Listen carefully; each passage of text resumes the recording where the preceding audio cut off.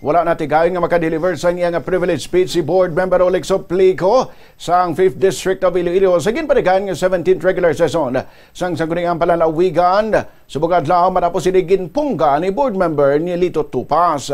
Sunod kay Tupas, mayara sa internal rules and procedures ang board nga ginasunod kag nagasiling nga ang isa ka miyembro nga luyag maghatag sang privilege speech dapat makamanifest ang intensyon antes magalas 12 ang udto sa adlaw antes ang sesyon dugang paringa nga kinahanglan man nga ipasa ang kaundan sang speech antes magalas 11:30 sa aga para malakip sa formal nga agenda. Sa interview naman sang Bombo Radio kay Soplico, iyagin pahayag na low battery ang laptop gani na late siya sang pagpasa sa iyang privilege speech kagin kinahanglan pa rin nga magpauli agad kuwaon ng charger kabangdanan nga na delay sa sang kapin 30 minutos.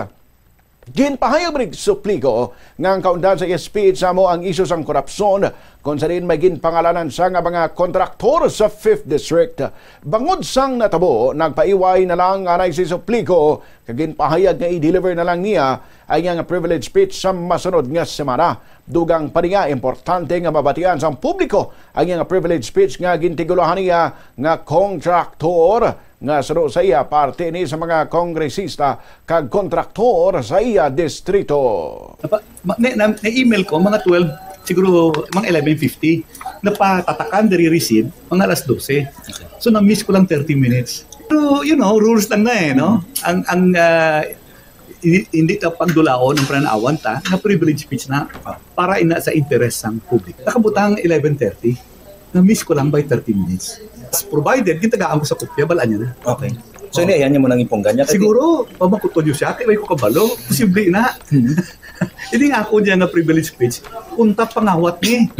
Gusto ko paabot sa publiko ang kinawatay sa Department of Public Works and Highways. Gusto ko ipunggan ang pangawat, especially sa flood control projects scam. Nag-upod na lang ko kay 30 minutes man lang. Nag-upod na lang ko nga, sige, dito na lang ko sa sunod nga session, ma-deliver sang privilege speech. Ang punto siya mo